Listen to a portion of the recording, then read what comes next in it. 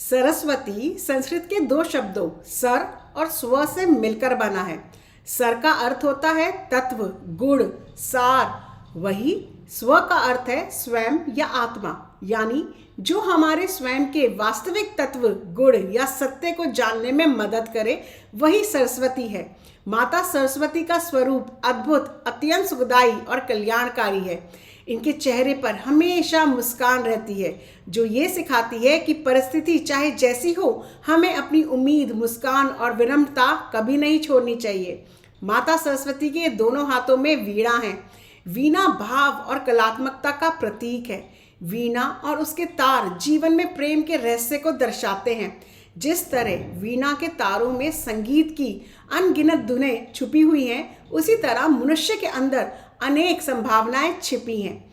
जिस तरह वीणा के तारों में सामंजस्य होने से ही मधुर संगीत निकलता है, उसी तरह अगर आप अपने जीवन में मन और बुद्धि के बीच तालमेल बिठा लें, तो वे माँ सुख को प्राप्त कर सकते हैं।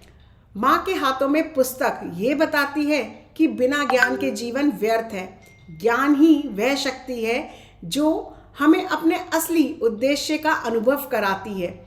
माला ध्यान और जप का प्रतीक है। जैसे माला तमाम मोतियों से जुड़कर एक बनती है, वैसे ही हमें सबके साथ जुड़कर रहना है। लेकिन कोई भी मोती एक दूसरे के ऊपर नहीं आता, सब अलग अलग होते हैं। इसी तरह हमें भी किसी के भी गलत प्रभाव में नहीं आना है। सत्य और धर्म के मार्ग पर चलते जाना है।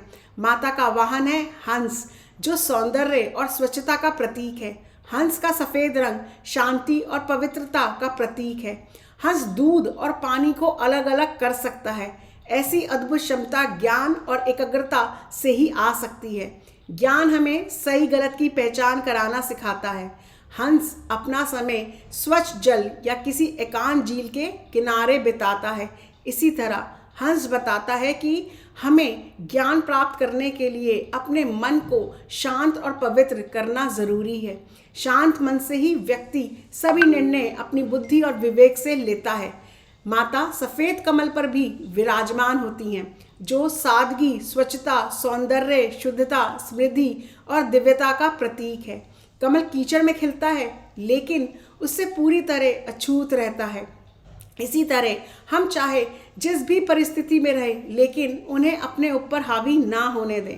कमल कीचड़ में खिलकर भी बहुत सुंदर लगता है। उसी तरह हमें भी विषम परिस्थितियों में कभी हताश नहीं होना चाहिए और ना ही निराश होना चाहिए।